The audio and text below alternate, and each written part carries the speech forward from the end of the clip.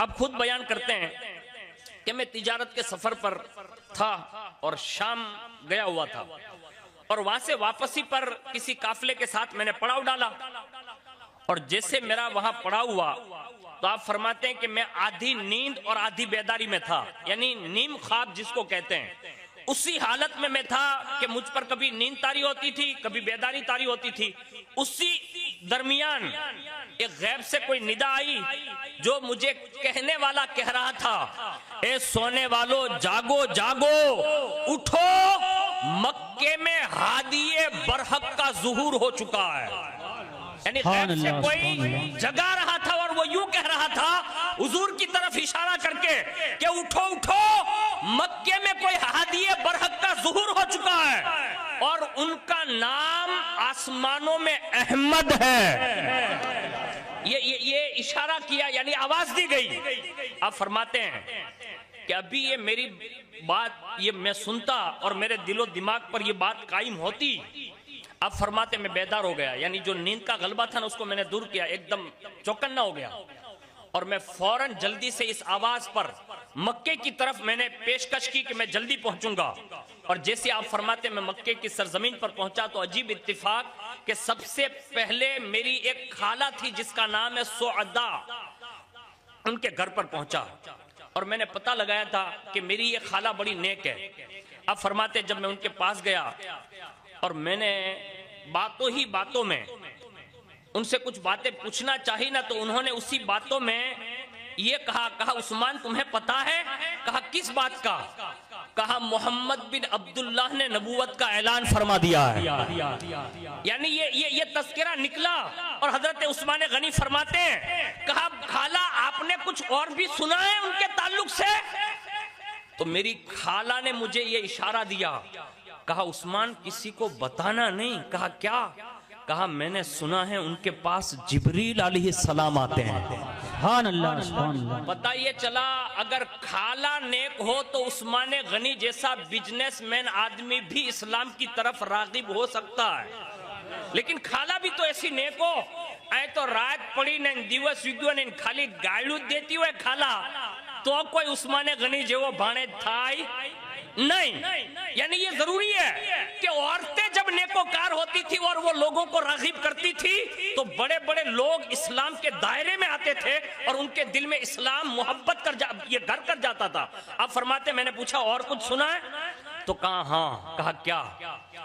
कहा उस्मान मैंने ये सुना है कि जो वो पैगाम देते हैं वो रोजे रोशन की तरह वाज़े है। तो ये उन्होंने ये कहा कि उनका पैगाम रोशन है, पहली बात ये कही। और दूसरी बात ये कही कि वो जो दीन लेकर आए ना उस दीन में सरापा खैर ही खैर है, यानी उसमें कोई शर नहीं है, सरापा खैरियत ही है, उसमें भलाई है। और बेटे ये भांजे उस्मान, कहा क्या? कहा उनके हुक्म को मानने में कामयाबी है। ये उनकी खाला जो उस जमाने की नेकोकार थी ना वो पैगाम दे रही हजरत उस्मान गनी को और कहा कि बेटे भांजे उनके खिलाफ जिसने भी आवाज उठाई तो बेटा सुन, मैंने ये सुन रखा है उसकी दुनिया भी बर्बाद होगी और उसकी आखिरत भी बर्बाद होगी और वो कयामत के दिन जलील और रुस्वा हो जाएगा। ये हजरत उस्मान गनी फरमाते हैं ये पहला पैगाम मुझे मेरी खाला ने यूं इरशाद फरमाया था, जिनका नाम हजरत सौदा था। आगे फरमाते हैं हजरत उस्मान गनी कि मैं अपनी खाला की बातें सारी सुन ली और घर से जब निकलने लगा ना तो इस्लाम ने मेरे दिल में जगह बना ली थी। यानी ये गोशा जो था ना वो इस्लाम की तरफ रागिब हो चुका था, बड़े होशियार थे, बड़े ताजिर थे। उसके बाद फरमाते हैं आगे मैं जब बढ़ा तो मेरे चहीते दोस्तों में हजरत सैयदना सिद्दीक अकबर थे। तो फौरन उनसे मेरी मुलाकात हुई, मैंने उनसे पूछा और उन्होंने मेरा हाल पूछा। तो मैंने अपना इजहार ख्याल जो खाला से सुन रखा था ना वो मैंने इजहार ख्याल किया। जब उन्होंने ये बातें सुनी तो हजरत सिद्दीक अकबर ने जो जुमले इरशाद फरमाए ना वो हम सबको सुनने के काबिल है। और खास करके मैं हर जवान से गुजारिश करूंगा, अगर आप नौकरी करते हैं तो भी ठीक है, आपकी खुद की दुकान है तो भी ठीक है, आप बिजनेस करते हैं तो भी ठीक है, या किसी के बिजनेस के तहत अगर बिजनेस कर रहे हैं तब भी ठीक है।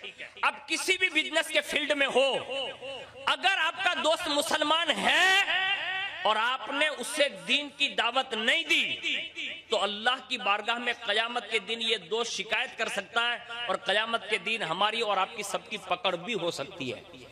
और ये सिद्दीक़ अकबर ने सबसे पहले करके बताया।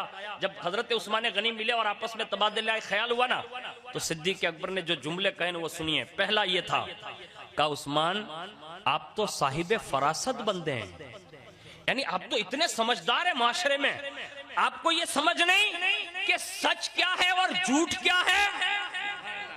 हाँ, ये सिद्दीक़ अकबर का ये लफ्ज कहना कि हक को बातिल में आप फर्क कर सकते, आपको पता नहीं। मैं भी आपको दावत देता हूं, हजरत उस्मान गनी से ये कहा सच क्या है झूठ क्या है ये तुम नहीं जानते? तो कहा बिल्कुल जानता हूं। तो फरमाया जो लोग बातिल की तरफ है यानी झूठ की तरफ, आप नहीं जानते कि जिसको वो पूज रहे हैं वो तो अपने नाक से मक्खी भी नहीं उड़ा सकते। ये जुमला कहा और कहा तुम्हें मालूम नहीं वो ना नफा दे सकते हैं ना नुकसान पहुंचा सकते हैं। हजरत उस्मान गनी कहते खुदा की कसम बेशक यही बात है जैसा आप फरमा रहे हैं। तो सिद्दीक़ अकबर ने कहा जब खुदा की कसम बात यही है तो अल्लाह ने हमारी हिदायत के लिए मुहम्मदुर रसूलुल्लाह को भेजा, यानी हुजूर की तरफ इशारा करके कहा इन्हीं को तो हिदायत के लिए भेजा। और जब ये सुनाना तो हजरत उस्मान गनी ने कहा अगर आपका भी यही ख्याल है जो आप मेरे ताल्लुक से सोच रहे हैं तो फिर देर किस बात की, चलिए बारगाह नबी चलते हैं। यानी रसूलुल्लाह की बारगाह में ले गए और जैसे ही यार गारे मुस्तफ़ा और हजरत उस्मान गनी दोनों बैठे, अल्लाह हुजूर का दरिया रहमत जोश में आ गया। दरिया रहमत हमेशा जोश पर ही रहता है, बस कोई उस्मान गनी जैसा आकर बैठना चाहिए। सिद्दीक़ अकबर आए, उस्मान गनी आए, दोनों बैठे और देखा कि हुजूर का दरिया रहमत जोश में। इतने में एक नजर अबू बकर पर, एक नजर उस्मान गनी पर, और उस्मान गनी की तरफ नजर करके फरमाते उस्मान खुदा से जन्नत कबूल कर ले।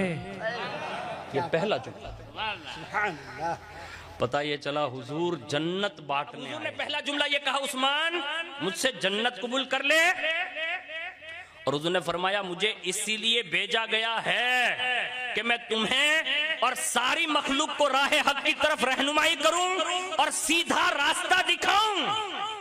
बस अभी ये दो जुमले हुजूर के पूरे हुए। हजरत उस्मान गनी कहते हैं कि ये जुमले और अल्फाज न थे, तासीर का तीर था जो उस्मान गनी के सीने में लग चुका था। आपने उसी वक्त कहा हुजूर अगर बात यही है जो आप फरमा रहे हैं तो मैं आपकी तरफ से आप जो फरमा रहे हैं मैं अल्लाह की जन्नत कबूल करने के लिए तैयार हूं। और उसके बाद वहीं बैठकर हजरत उस्मान गनी रदी अल्लाह तबारक व तआला अन्हु ने कलमा शहादत पढ़ा, अशहदु अल्ला इलाहा इल्लल्लाह व अशहदु अन्ना मुहम्मदन अब्दुहु व रसूलुहु, यानी ये कलमा पढ़कर मुसलमान हुए।